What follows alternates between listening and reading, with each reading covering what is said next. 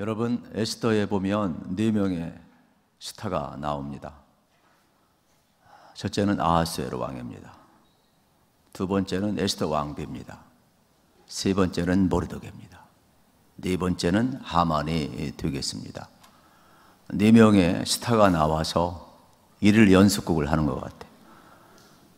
이게 기승전결이 명확하지가 않습니다. 갑자기 끼어들고 갑자기 나오고 갑자기 일이 전개되고, 그래서 이해하면서도 연결성이 없어요. 역사의 전체 배경을 알지 아니하면 되게 어려운 내용이 되겠습니다. 그런데 재미난 것은 그냥 부분만 읽어도 또 아하, 왜요? 그냥 끊어져도 그 내용이 무엇인가 알 수가 있는 또 독특한 구성법을 지니고 있습니다. 오늘 본문의 배경은 이제 에스더 왕비가 된 지 한 5년 후가 되겠습니다. 그러면서 갑자기 누가 등장을 하느냐면 밑도 끝도 없이 하만이 등장을 해요. 그것도 어떻게 등장을 하느냐? 아하스웨로 왕이 갑자기 어떻게 합니까? 2인자로 세워버리는 거예요. 그러니까 옛날에는 왕의 권력이 진짜 절대적이었죠. 그리고 또 하나 우리가 앞부분에서 살펴보게 되면은 아하스웨로 왕이 키가 얇아요. 그래서 심지가 곧지를 안 해가지고 누가 와서 뇌물을 조금 주고 이야기하면 그 말에 혹해요. 그러다 보니까 갑자기 일약스타가 하만이라는 사람이 일약스타로 등장을 하는 모습을 우리가 볼 수가 있어요. 이러한 자세한 내용을 알려면은 이제 1장부터 끝까지 살펴봐야 되고, 오늘 사실은 6절까지 있지만은 7절부터 마지막 절을 살펴봐야 하만이라는 사람이 어떤 사람인가를 알 수가 있어요. 근데 우리는 이제 1절부터 6절을 본문으로 택했잖아요. 그래서 초점을 이제 모르드게에 두다 보니까 약간 어려움이 있지만은, 근데 에스더를 이 4명의 스타와 연결하지 않고 이야기를 우리가 풀어갈 수도 없고 은혜를 받을 수도 없어요. 그러면 지금 어떻게 등장을 하느냐? 1절을 보세요. 1절에 보면은 이렇게 등장을 하고 있는 장면을 이제 볼 수가 있습니다. 같이 읽읍시다. 화면 시작. 그 후에 아하스웨로 왕이 아각 사람 함므다의 아들 하만의 지위를 높이 올려 함께 있는 모든 대신 위에 두리. 아멘. 여러분 잘 보세요. 그 후가 어떤 시간일까? 이건 연결점이 있는 거죠. 앞에 무슨 사건이 있는가요? 그러니까 앞에 무슨 사건이 있고 그 후에 이러한 뜻이 되겠죠. 그런데 놀라운 것은 뭐냐? 이제 아각 사람 함므다의 아들 하만이 등장을 하고 있어요. 오늘 우리 주제가 모르드게 아닙니까? 그러면 모르드게는 베냐민 사람이고 동시에 이제 기스의 증손이고 또 유다 민족이 되겠죠. 그러면서 하만은 오늘 1절에서 아각 사람이고 함므다의 아들이고 하만이라고 등장을 시키고 있어요. 그러니까 지금 역사는 페르시아가 지배를 하고 있단 말이에요. 바벨론을 무너뜨리고 페르시아가 지배를 하고 있고, 그러면 그들은 모두 다 포로된 생활을 하고 있고, 이미 이때에는 여러분 고레스 칙령에 의해서 흩어졌던 사람들이 돌아온 지 시간이 많이 흘렀어요.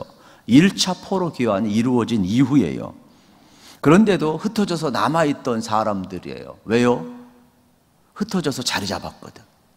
굳이 고국에 돌아갈 필요가 없어요.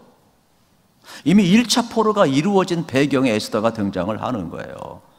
그러니까 남아있는 사람, 안정적으로 밖에서 자기 마음대로 살고 싶은 사람을 지금 흔드는 거예요. 영적으로 보면 하나님의 백성들을 단순히 그냥 하만이 갑자기 등장하는 게 아니에요. 역사의 배경을 이거를 그래서 전부 알아야만이 이걸 이해할 수 있을 정도의 내용이 되는 거예요. 이러한 때에 하나님은 밑도 끝도 없이 하만이 등장하는 것을 우리에게 보여주고 있는 장면을 보게 되지요. 그런데 더 기가 막힌 것은 뭐냐? 왕에 의해서 2인자로 세워지고 있어요. 왕에 의해서 2인자로. 모든 사람이 잠시 후에 살펴보겠지만 다 그에게 절하래요. 여러분, 갑자기 2인자로 등장하는 이 하만을 보게 되는 겁니다. 그러면 그 후예라는 것이 뭘까? 첫째는 우리 조금 전에 말씀드렸처럼 에스더가 왕비가 된 지 5년이 되었다는 거예요. 첫째는. 그 다음에 두 번째는 2장 여러분 살펴보게 되면 23절에 보면 이러한 사건이 나와요. 2장 23절 같이 읽읍시다. 시작. 조사하여 실증을 얻었으므로 두 사람을 나무에 달고 그 일을 왕 앞에서 궁중일기에 기록하니라. 아멘. 뭘 조사했느냐?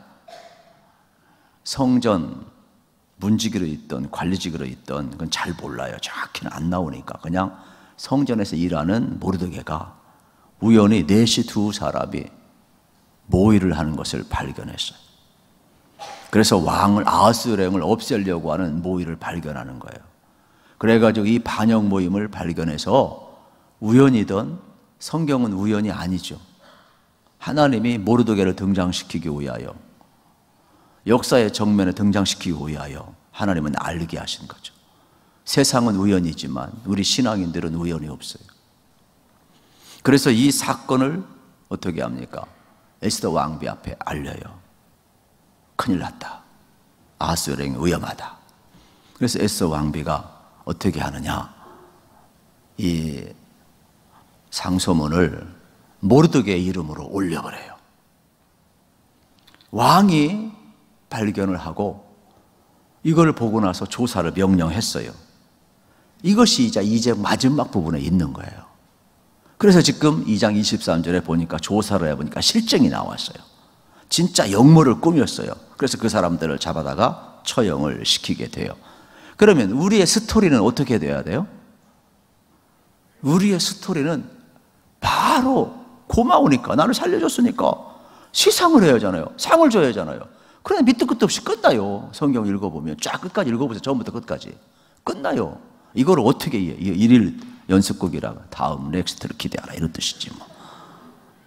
그리고 그 후에 이렇게 시작을 해요. 그래서 저도 준비하면서 되게 헷갈렸어요. 이런 구성법을 지금 쓰고 있단 말이에요. 그래서 이제 페르시아의 잠 못 이루는 밤에 펼쳐지게 되는 거죠.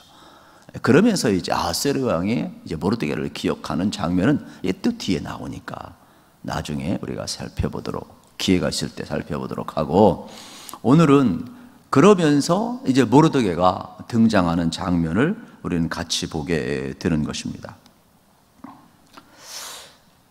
1절에 그래서 그 후에라는 단어를 여러분이 잘 표시를 해놓는 것이 좋습니다. 그러면서 신분을 드러냅니다. 아각 사람 함무다의 아들 하만이라 그랬어. 그러니까 지금 하만을 갑자기 아하스웨로왕이 높이고 있는 장면을 이제 볼 수가 있지요. 그러면 앞부분에 제가 힌트를 드렸어요. 아하스웨로왕은 어떤 왕이냐? 이 귀가 얇아가지고 그냥 자기한테 뇌물 주면 간이라도 빼주는 사람이에요. 그러니까 어떻게 이 하만이 2인자에 올라갔는가는 이 뒷부분 7절부터 마지막 절까지만 읽어봐도 뭐 멀리 4장까지 갈 필요도 없어요. 이 3장 안에서도 발견을 할 수가 있어요. 그러면 아각 사람에 대해서 우리가 살펴보아야 되는데, 사무엘상 15장 20절 21절에 보면 이러한 내용이 배경이 나와 있어요. 같이 한번 읽읍시다. 사울이 사무엘에게 이르되 나는 실로 여호와의 목소리를 청종하여 여호와께서 보내신 길로 가서 아말렉 왕 아각을 끌어왔고 아말렉 사람을 진멸하였으나 다만 백성이 그 마땅히 멸할 것 중에서 가장 좋은 것으로 길갈에서 당신의 하나님 여호와께 제사하려고 양과 소를 끌어왔나이다 하는지라. 아멘. 이게 무슨 내용이냐면, 하나님께서 이제 아말렉 족속을 멸망시키라 명령을 했어요. 사울 왕 앞에, 초대 왕 앞에. 그러면서 이제 사울 왕은 나가서 하나님 명령대로 아말렉과 전쟁에 승리를 했어요. 그리고 돌아와서 사무엘 선지자 앞에 뭐라고 보고를 하느냐 하면, 하나님께서 명령한 대로 선지자님, 저는 나가서 아말렉과 싸워서 그대로 승리를 하고 순종하고 돌아왔습니다. 그러면서 이제 아가왕까지 다 죽이라고 그랬는데 잡아와 버리는 거예요.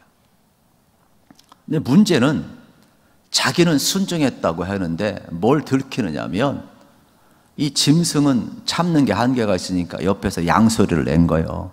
염소 소리를 내고 짐승 소리를 낸 거예요. 그러다 보니까 결국은 사무엘 선지 앞에 들켜버린 거예요. 그때 하나님이 다 아말렉 족속을 멸망시키라고 했는데 왜 지금 이렇게 살찐 이러한 짐승들이 소리가 나고 잡아왔느냐 이야기하니까 얼마나 멋쩍하겠어요.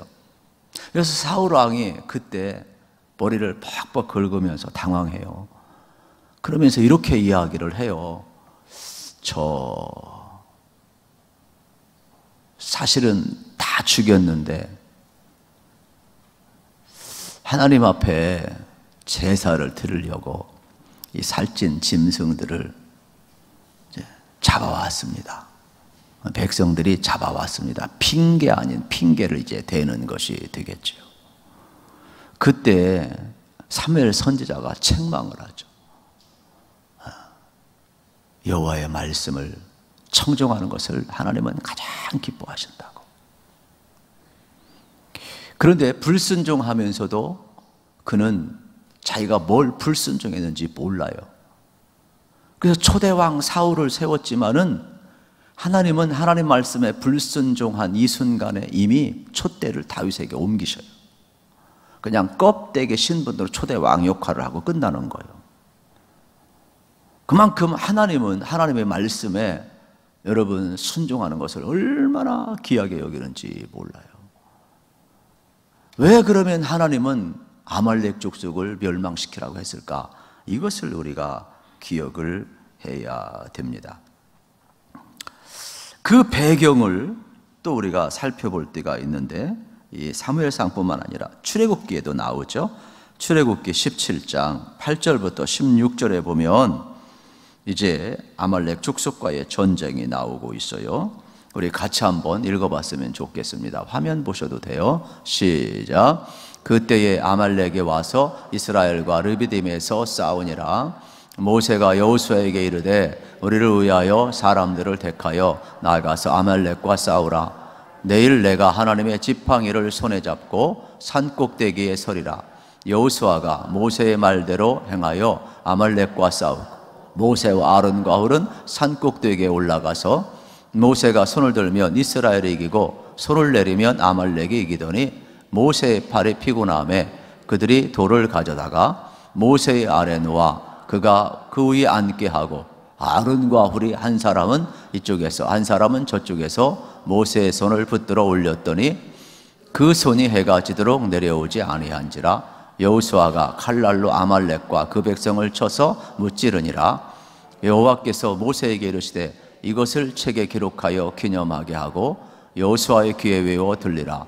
내가 아말렉을 없이 하여 천하에서 기억도 못하게 하리라. 모세가 제단을 쌓고 그 이름을 여호와 니시라 하고 이르되 여호와께서 맹세하시기를 여호와가 아말렉과 더불어 대대로 싸우리라 하셨다 하였더라. 아멘. 이스라엘 백성들이 여러분 430년 동안 종살이를 했어요. 그런데 어느 날 갑자기 하나님이 이스라엘의 동의도 듣지 아니하시고 모세를 보내요. 고통 가운데 있는 내 백성을 구원해내라 이야기를 해요. 그러면서 이스라엘 백성들을 어떻게 합니까? 애굽에서 나오게 합니다. 그리고 앞에 홍해 바다가 있는데 뒤에 애굽의 군대가 쳐들어오는 순간을 맞이하게 되죠. 하나님께서 홍해 바다를 가르셔요. 그리고 이들을 구원하셔요. 다시금. 그러면서 광야에 이제 첫 발을 내딛는데 이 르비딤 지역에서 전쟁을 하게 되는 게 누구냐? 아말렉 족속. 맨 처음. 그러면서 하나님이 뭐라고 이야기를 하느냐면 여러분 두려워 떠는 이 이스라엘 백성과 모세를 향하여서 아말렉과 싸우라. 내가 대대의 아말렉 족속과 싸우리라, 이러한 이야기를 해요. 그런데 가만히 모세가 보니까 자기는 나이가 많잖아요. 그래서 자기가 싸울 수가 없어요. 이스라엘 백성이 얼마나 절망했겠어요. 겨우 애굽에서 나왔고 홍해를 참 어렵게 건넜는데 가야 할 길은 뭔데 아말렉 족속이 여러분 공격해 오는데, 그것도 어떻게 공격하느냐? 뒤에서 처진 사람들, 여인들, 노인들, 아이들, 뒤처진 사람들, 정면 공격도 안 해. 이렇게 공격을 해 오는 거예요. 그러니 모세도 기민성이 없어요. 지금 이스라엘 백성들도 너무 430년 동안 종살이는 무슨 놈의 여러분 대열을 맞출 수 있겠고, 무슨 놈의 군대가 될 수 있겠고, 무슨 놈의 싸움을 할 수 있겠어요. 성경은 하나님의 군대라고 이야기하지만 하나님이 대정되셨으니까 하나님께 속한 군대이지, 그들 면면을 살펴보면 다 오합지졸이에요. 싸울 수가 없어요. 그런데 싸우래요. 하나님이 싸우겠대요. 그래서 할 수 없이 모세가 부관을 불러요. 여호수아야, 내 나이가 지금 몇 세인지 알지? 예, 네가 좀 나가 싸워라. 알겠습니다. 그래가지고 갑자기 또 여호수아가 나가서 싸워요. 그런데 이제 신기한 일이 벌어지는 내용 우리가 잘 알잖아요. 신기한 일이 뭐예요? 가만히 쳐다보니까 모세가 산중턱에서 손을 들고 기도하면 신기하게 이스라엘이 이겨요. 나이가 들고 힘드니까 손을 내려오면 아말렉이 이겨요. 그래가지고 옆에 아론과 훌이 보고 있다가 이 신비한 현상을 보면서 얼른 옆에 있는 돌멩이를 옮겨놔요. 그리고 모세를 거기다 앉혀요. 그리고 아론과 훌이 모세 돌멩이 위에 앉혀놓고 양손을 번쩍 들어 올려요. 번쩍 들어 올리고 해가 지도록 손이 내려오지 않게 해서 이스라엘이 이긴 장면을 보게 되는 것이죠. 신기한 역사를 우리는 출애굽기에서 볼 수가 있는 겁니다. 여러분, 계속해서 여러분 지금 이스라엘 백성들이 전진해 가고 있는데 뭐가 문제가 되느냐면, 이들은 생각을 한번 해보세요. 출애굽을 경험했어요. 홍해를 여러분 기적을 경험을 했어요. 그러면 구원을 경험했고 하나님의 은혜를 경험했으면 만사 형통해야 되지 않습니까? 이들은요 지금 이 10가지 재앙이라는 것, 또 6월절이라는 것, 홍해의 기적이라는 것은 상상을 초월하는 거예요, 그들 속에서는. 그런데 이렇게 엄청난 은혜를 경험하고도 그들 속에 직면하는 것은 뭐냐? 아말렉의 공격이 항상 있다라는 거예요. 그래서 하나님은 뭐라고 내가 대대의 아말렉과 더불어 싸우리라 이야기를 하고 있는 장면을 이제 보게 되는 것입니다. 여러분이 신앙생활 하시면서 여러분 잊지 마세요. 은혜 받고 구원 받았고 여러분 성령 체험 받고 다 되는 거 아니에요. 반드시 여러분 어떻게 되겠어요? 영적으로 아말렉의 공격이 있다는 것을 아시고 여러분들이 깨어 있을 수 있기를 우리 주님의 이름으로 축복합니다. 그러면 이스라엘 백성들이 경험한 것은, 이 출애굽의 역사는 6월절 기억하시죠? 어린 양의 여러분 이 피를 발라서 문설주에 다 피를 발랐을 때 패스오버 재앙이 넘어갔다 그런 거예요. 그럼 이거는 어린 양 예수 그리스도를 예표하는 표라고 제가 항상 강조를 해요. 우리도 마찬가지, 우리도 이미 사망의 재앙이 넘어갔어요. 우리는 다 구원받았어요. 그렇다고 그래서 마귀 공격이 없느냐? 아니에요. 그렇다고 그래서 우리 속에 아말렉과 같은 옛 그림자가 없느냐, 옛사람이 없느냐? 아니에요. 항상 있다는 걸 여러분 알으셔야 되는 거예요. 지금 이스라엘 백성도 마찬가지예요. 지금 홍해까지도 경험을 했단 말이에요. 그러면 이 홍해는 우리가 잘 아는 것처럼 신약 성경에서 사도 바울은 세례 사건으로 여러분 묘사를 하고 있어요. 그래서 고린도전서에 보게 되면은 사도 바울은 이 홍해 사건을 바로 세례 사건으로 이야기하는데, 잘 보셔야 됩니다. 세례라는 것은 뭐예요? 우리 고린도서 10장 1절 2절 같이 읽어볼까요? 괜찮아요. 시작. 형제들아, 나는 너희가 알지 못하기를 원하지 아니하노니 우리 조상들이 다 구름 아래에 있고 바다 가운데로 지나며 모세에게 속하여 다 구름과 바다에서 세례를 받고. 여러분, 구름과 바다, 여러분 다 물이잖아요. 잘 보셔야 돼요. 애굽에서 보게 되면은 어떻습니까? 이스라엘 백성 홍해로 들어가요. 죽는 거예요. 가나안에서 보면은 홍해에서 나오는 거예요. 그러니까 세례는 뭐냐? 과거에 대해 죽는 거예요. 애굽에 대해서 죽는 거예요. 옛 생활에 대해 죽는 거예요. 그리고 가나안에서 보면 홍해에서 나오는 거예요. 새로운 생활을 하는 거예요. 살아나는 거예요. 예수님과 함께 사는 거예요. 죄에 대해 의에 대해 사는 거예요. 이것이 여러분 지금 우리에게 지금 비춰주고 있는 장면을 보게 되는 것이죠. 그러면 이들이 유월절을 경험했고 홍해의 기적을 경험했다고 다 되느냐? 아니라는 거예요. 그 앞에 부딪히는 게 뭐냐? 반드시 아말렉의 공격이 있다는 거예요. 마귀의 공격이 있다는 거예요. 우리가 신앙생활하면서도 이거를 잘 우리가 배울 필요가 있게 되겠습니다. 그러면 성경은 이렇게 은혜를 왜 이렇게 중요하게 여기냐? 세례를 왜 이렇게 중요하게 여기느냐?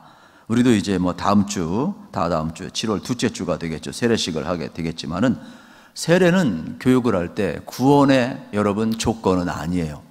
그러나 구원받은 표시예요. 우리가 누구든지 예수 믿으면 다 구원받아요. 그러나 예수 믿고 구원받은 사람은 세례를 꼭 받을 필요가 있어요. 그것은 바로 구원의 징표가 되기 때문에 그렇습니다. 그러면 지금 이스라엘 백성들이 홍해를 건너고 광야 처음 무렵이 되면서 아말렉 족속을 만나게 되는데, 이 사건 속에서 우리는 어떻게 생각을 해야 되느냐면, 지금 게임이 말이 안 돼요. 그런데 우리는 결론을 알고 있어요. 지금은 여러분 어느 정도냐면은 이스라엘 민족은 노예 생활을 430년 길들여진 민족이고, 아말렉 족속은 광야의 맹주예요. 신흥 강국으로 떠오르고 있어요.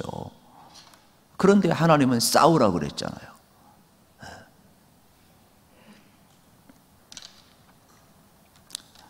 결론적으로 이미 앞에서 말씀을 드렸던 것처럼 여러분, 이 전쟁 기도로 승리했음을 우리가 볼 수가 있지요. 그러면서 하나님이 또 강조를 해요. 출애굽기 17장 15절을 다시 한번 읽어보도록 하겠습니다. 하나님이 뭘 이야기하고 싶은가를 우리가 한번 보아야 되겠습니다. 시작. 모세가 제단을 쌓고 그 이름을 여호와 니시라 하고. 아멘.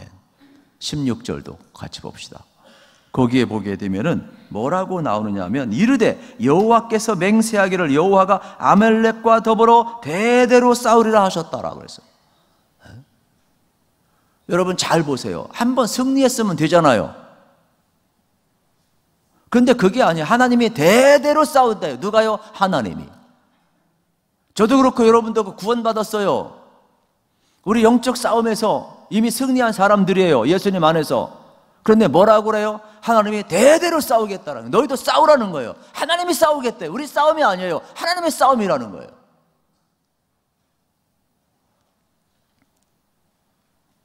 그러면 아말렉은 단순히 광해 신흥 강국 민족이냐? 그건 아니에요. 상대적 개념이 아니라는 거예요. 이거는 우리가 구원받았어도 우리 안에 있는 아말렉을 이야기하는 거예요. 그래서 하나님은 대대히 내가 싸울 것이다.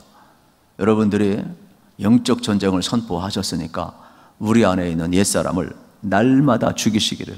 그래서 사도 바울은 내가 날마다 죽느라 그랬어요. 그래야만이 내 속에 날마다 예수님이 살아 역사할 줄로 믿습니다. 이미 우리는 이겨놓은 싸움을 싸워요. 그래도 우리는 인간의 한계상을 갖고 있기 때문에.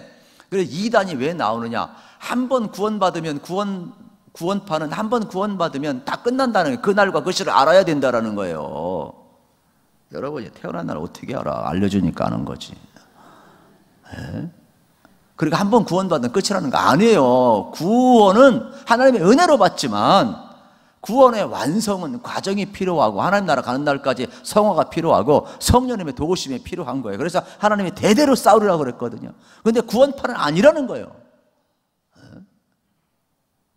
그러니까 이단들이 참 이러한 아주 애매한 부분을 막 파고들고 있는 그 장면을 보게 되죠. 성경에서 말하는 아말렉은 대대로 싸워야 될 원수임을 우리에게 가르쳐주고 있습니다. 또 확인을 해볼까요? 신명기 25장 17절 19절을 우리 같이 한번 화면을 보면서 읽어보겠습니다. 하나님께서 이렇게까지 말씀을 하셔요. 시작. 너희는 애굽에서 나오는 길에 아말렉이 내게 행한 일을 기억하라. 곧 그들이 너를 길에서 만나 내가 피곤할 때에 내 뒤에 뒤떨어진 약한 자들을 쳤고 하나님을 두려워하지 아니하였느니라. 그러므로 내 하나님 여호와께서 내게 기업을 주어 지치게 차지하게 하시는 땅에서 내 하나님 여호와께서 사방에 있는 모든 적군으로부터 내게 안식을 주실 때에 너는 천하에서 아말렉에 대한 기억을 지워버리라. 너는 잊지 말지니라. 여러분, 모세를 통해서 하나님이 뭐라고 이야기한 줄 아십니까? 아말렉을 잊지 말라는 거예요. 그러면서 아말렉이 어떤 족속이 가장 하나님을 두려워하지 않는 악한 족속, 하나님을 대적하는 자 있다라는 거예요.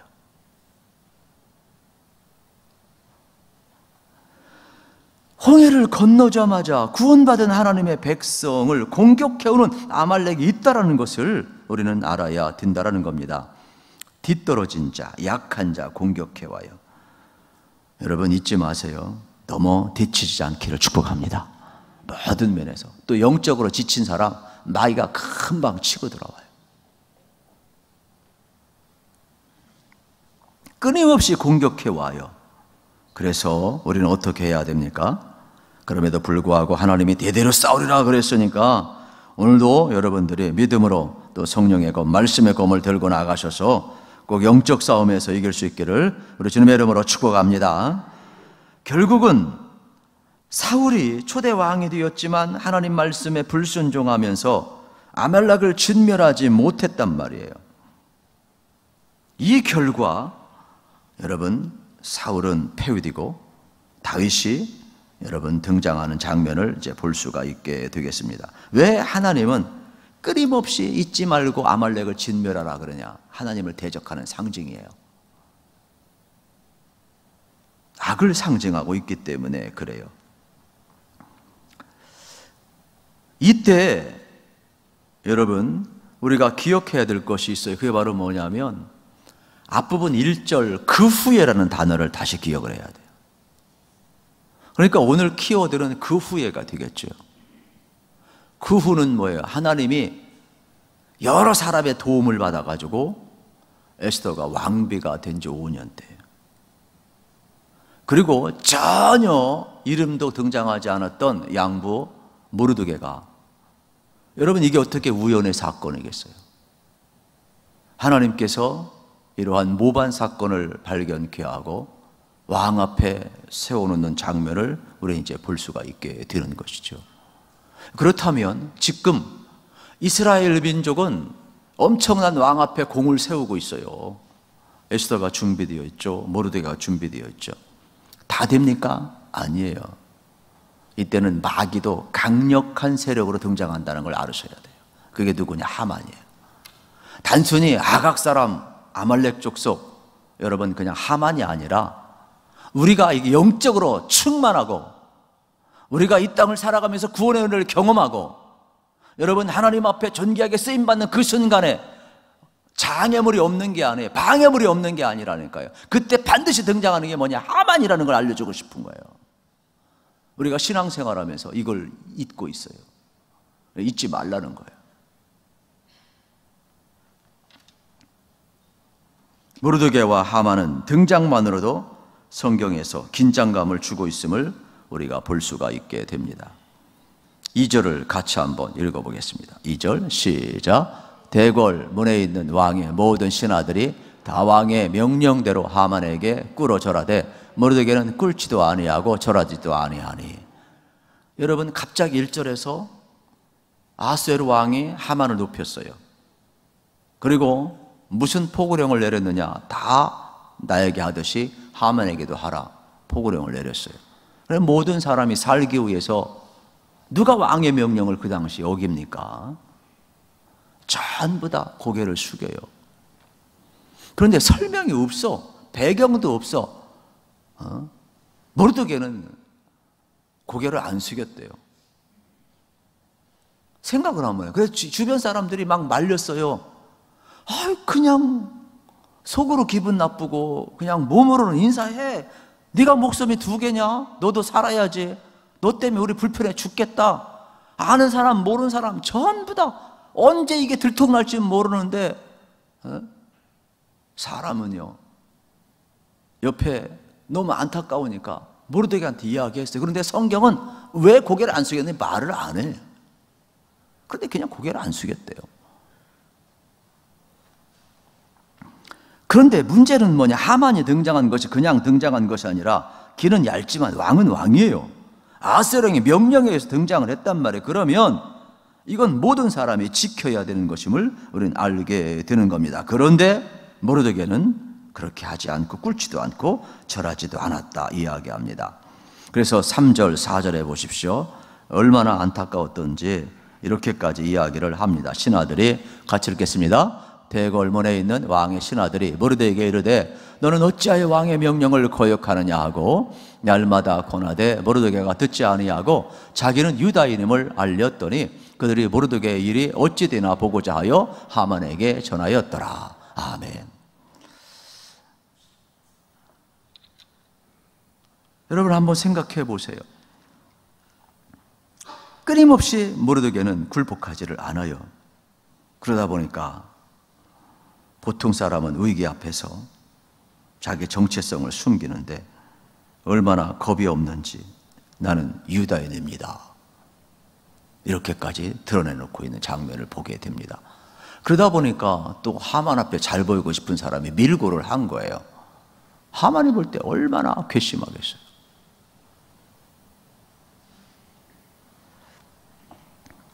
우리가 이 땅을 살아가면서 여러분 자기 정체성을 모르드게처럼 드러난다? 쉽지 않아요.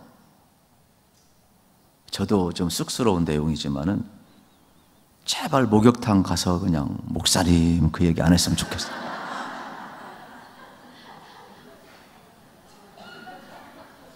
딴 데는 모르는데.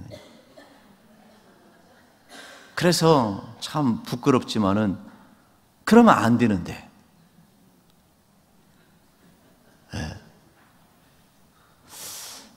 우리 또 어디 가서 그러잖아요. 자기 신분, 나는 교인입니다. 나는 장로님입니다. 나는 권사입니다. 나는 집사입니다. 나는 목사입니다.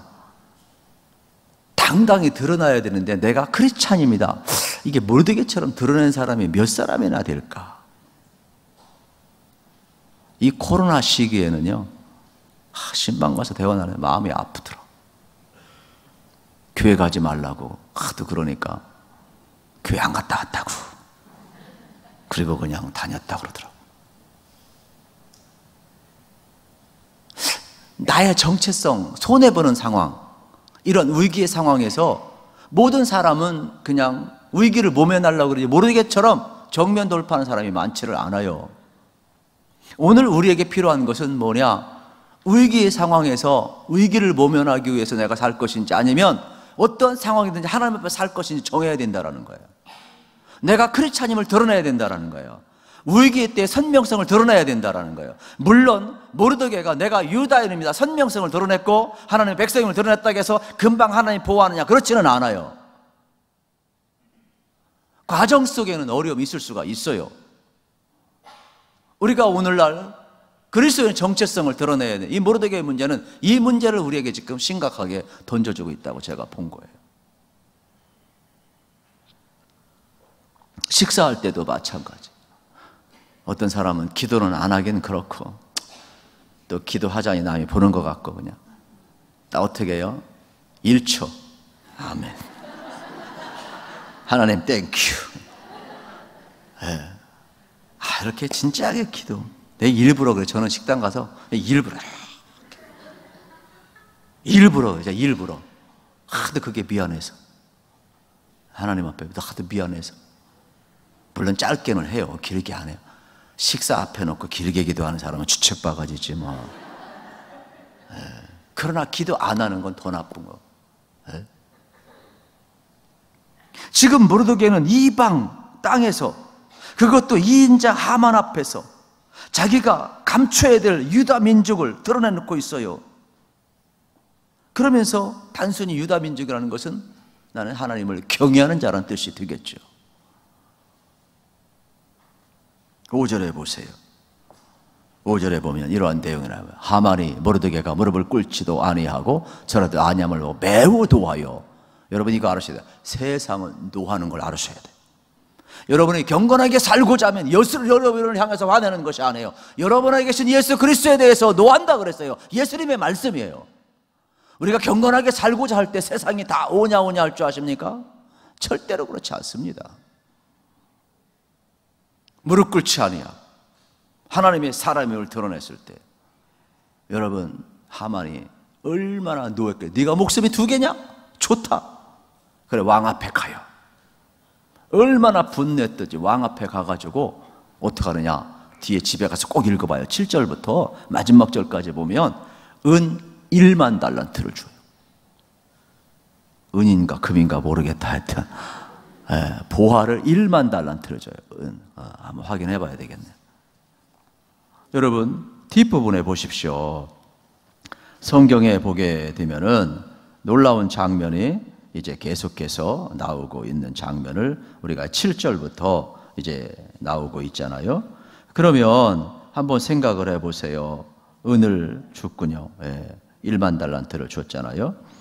9절 같이 읽읍시다. 시작. 왕이 옳게 여기시거든 조서를 내려 그들을 진멸하시도 내가 은 1만 달란트를 왕의 일을 맡은 자의 손에 맡겨 왕의 금고에 들으리이다 하니. 아멘. 여러분 이게 뭡니까? 은 1만 달란트는 어느 정도냐면 페르시아의 1년 예산이에요. 항상 우리 놀라지도 않아. 제가 혹시 어떻게 개인이 이러한 돈을 가질 수 있지? 그 당시 여러분 페르시아가 전쟁에서 졌어요. 그래가지고 국호가 탕진되었었어요. 그러다 보니까 왕은 통치자금이 필요하거든요. 리더는요 통치자금이 필요한 거예요. 이거 없으면 또 역할을 할 수가 없어요. 그러다 보니까 은 1만 달란트 준다고 하니까 혹한 거예요. 그래서 왕의 반지를 빼준 거예요. 왕의 반지는 어인을 찍어서 포고령을 내릴 수가, 왕의 고난을 대신할 수가 있는 거예요. 그래서 내가 귀가 얇다고 한 거예요. 그러면 이걸 어떻게 주느냐? 저 모르드게가 속한 유다 민족을, 그 다음 우리 사각형 같은 거 있잖아요. 주사위 던지는 거 제비 뽑아가지고서는 12월 13일 날 전부 다 유다 민족, 저 모르드게 속해 있는 유다 민족을 전부 죽이자. 왕 앞에 어떻게 했냐? 왕은 이제 정복을 했으니까 수많은 족속이 살 거 아니에요. 어떻게 다 알아요. 그런데 저 유다 족속이라는 것들은 그 당시 뭐 에스더가 자기가 유다 민족이고 드러내지 않았잖아요. 그렇다면은 어떻게 되는 거예요? 유다 족속은 우리 이 민족을 통합하는데 이게 도움이 안 됩니다. 그리고 성향이 다릅니다. 그렇기 때문에 저 족속은 없애버리는 것이 우리 페르시아에게 더 좋습니다. 이렇게 이야기를 하면서 그래? 일반 단타를 준다고 하니까 네 마음대로 해. 그래가지고선 제비를 뽑아가지고 12월 13일 날, 이날은 유대인들 전부 죽여도 좋다. 그리고 더 중요한 것은 뭐냐? 목적이, 이거 얘기 안 하려고 했는데 해야 되겠네. 할 수 없이 13절 봅시다. 13절 목적이 뭔 줄 아세요? 13절 같이 읽읍시다. 시작. 이에 그 조서를 역졸에게 맡겨 왕의 각 지방에 보내니 12째 달 곧 아비볼 13일 하루 동안에 모든 유대인들을 젊은이 늙은이 어린이 여인들을 막론하고 죽이고 도륙하고 진멸하고 또 재산을 탈취하래요. 죽이는 것보다 재산을 탈취하여. 이 악한 자의 목적이 여기에 있는 거예요. 그러니까 여러분 아각 사람 이 하만 이 아말렉 족속이 얼마나 잔인한 민족인가를 알게 되는 거죠. 지금 하만이 어떤 사람이에요? 사람을 죽여서 목적이 뭐예요? 개 돼지 취급하고 재물을 탈취하는 거예요. 그리고 거기서 얼마든지 일반 단타를 주고 남는다고 생각하는 거예요. 여러분 이걸 알으셔야 돼요. 이때까지요 유다 민족들은요 버는 데만 목숨을 걸었다니까요. 이때까지 이스라엘 백성들은 어디 가서 악착같이 일했어요. 돈을 벌었어요. 최고 잘 살았어요. 페르시아에서도 흩어졌지만 왜 그들이 1차 포로 때 안 돌아왔어요? 돈이 많거든. 이방 땅에 성공을 했거든. 유대인들은요, 얼마나 머리가 좋으냐. 악착같아요. 절대로 남주지 않았어요. 아주 인색하게 살았어요. 그러다 보니까 주변 사람들이 좋다, 이 포고령에 왜 동의를 했겠어요? 저들 빼야 돼. 얄밉거든. 지들만 잘 살고. 그러니까 유다인들 죽이는 거 전부 동의했다니까요. 그래서 어떻게 되는 줄 아십니까? 이날 뒤에 부분을 보게 되면은 전부 다 멸절 위기에서 결론을 우리는 알잖아요. 그게 뭐예요? 하나님이 역사를 경영하기 위해서, 이스라엘 민족을 구원하기 위해서 모르드게가 하나님의 경영 일선에 등장을 하는 거예요. 하나님의 은혜로. 그러면서 이날 정당방위를 주잖아요. 그래가지고 같이 맞짱뜨게 하잖아요. 그래서 어떻게 됩니까? 싸워서 이기잖아요. 생명을 보존, 재산을 보존하죠. 그리고 나서 유대인들이 그날 한 행동이 뭔지 아십니까? 자기 가진 재산을 다 나눠요. 이 사건을 계기로 해서 지금 미국에 살고 전 세계에 사는 유대인들이 돈만 모으는 게 아니에요. 유대인들은 지금 어떻게 사는지 아십니까? 미국 사회에서 기부 1인자들이에요. 기부 1인자. 돈만 버는 게 아니에요. 기부를 얼마나 많이, 남을 얼마나 많이 돈. 그러니까 돈 벌고 열심히 하고 돈 버는 거 좋지만은 결국은 그게 뭐예요? 하만이에요, 하만. 우리는 자꾸 잘못된 신앙을 갖고 있는 거예요. 역사를 공부해 보면은, 그래서 왜 유대인들이 지금 세계를 지배하고 있고 많은 사람에게 베풀고 기부를 하고 좋은 일을 많이 해요. 여기서 나오는 거란, 여기서 나오니까. 이 역사의 배경을 알면 우리가 어떻게 살아야 되는지 알게 되는 것이죠. 결론을 내리고 싶어요. 여러분, 하나님은요, 하나님의 경영을 위해서 자기 믿음의 정체성을 드러내며 순간 위기를 오지만은 결론적으로 하나님이 모르드게를 들어 쓰시는 것처럼 여러분 들어 쓴다는 걸 믿으시기를 축복합니다. 그리고 위기 속에서도 자신이 하나님의 백성을 드러냈습니다. 더욱더 선명성을 드러냈습니다. 저는 여러분들이 그러려면 성령님과 늘 동행해야 돼요. 말씀을 통해 늘 교제를 나눠야 돼요. 그래야만 여러분이 내가 하나님의 구원받은 백성으로 정체성을 가지고 살 수가 있어요. 우리 전도인들이 왜 훌륭해요? 나는 크리스찬이라는 걸 드러내는 거잖아요. 나는 교인이라는 걸 드러내는 거잖아요. 공개적으로 드러내는 거잖아요, 여러분들. 어려움이 있을 수가 있어요. 그러나 잊지 마세요. 하나님의 경영에 모르드게처럼 쓰임을 받으시고 여러분을 통해 구하는 역사가 오늘도 일어나심을 믿으시기를 축복합니다.